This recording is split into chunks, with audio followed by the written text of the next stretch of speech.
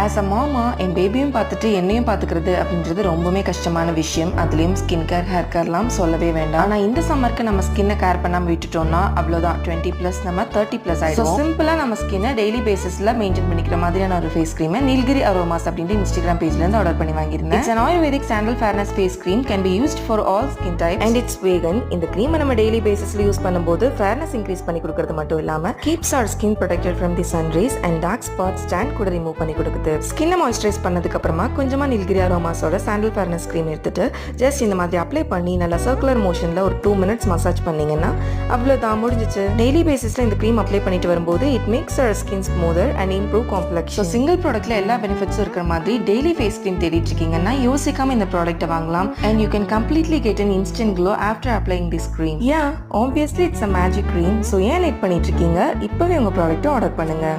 Bye bye.